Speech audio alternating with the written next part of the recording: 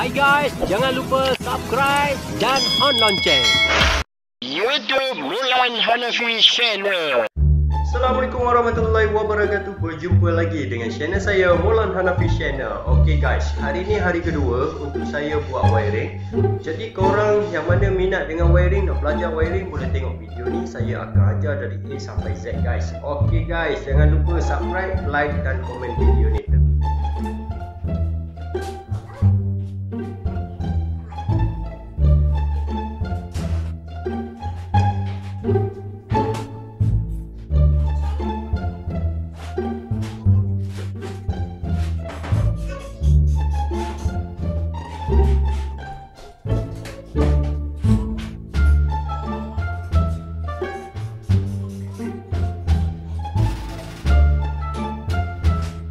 Okay guys, kita kena ada 3 wire.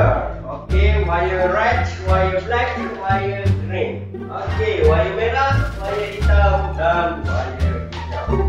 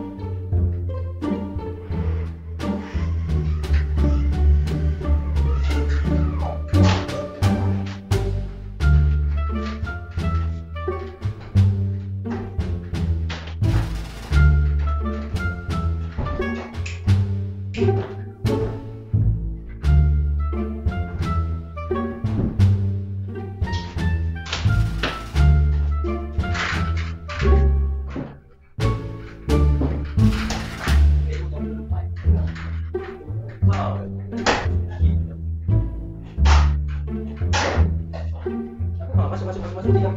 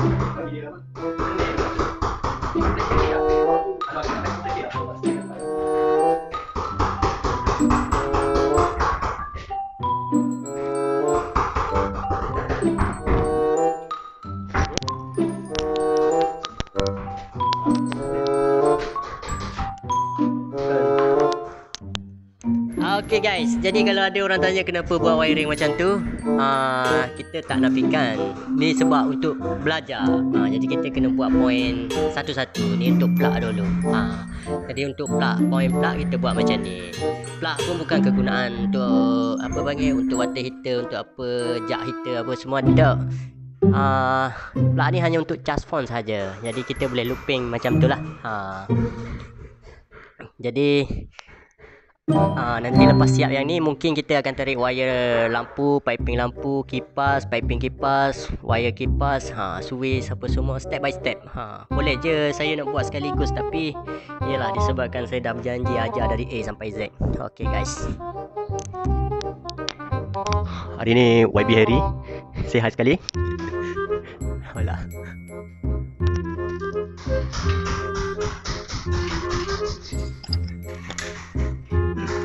Campur dari tadi dah dengar. Ready sangat main part dekat bawah. Campur dulu. Tarik. Campur semua. Tarik situ. Masih tu liku ke aman dah. Punya aku ajar.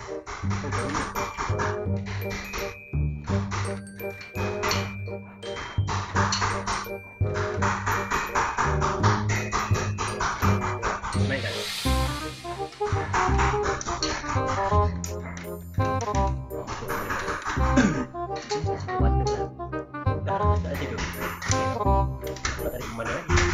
Harap ni cukup lah. Nanti situ. Bukan cukup masuk situ.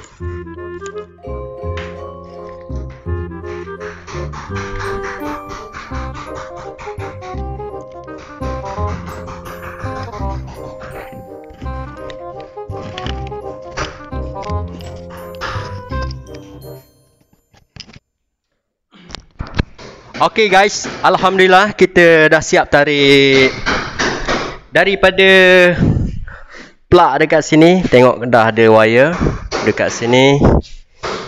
Okay, dekat sini. Okay, ni hari kedua. Nanti hari ketiga saya akan pasang tapak plug dengan plug lah. Okay.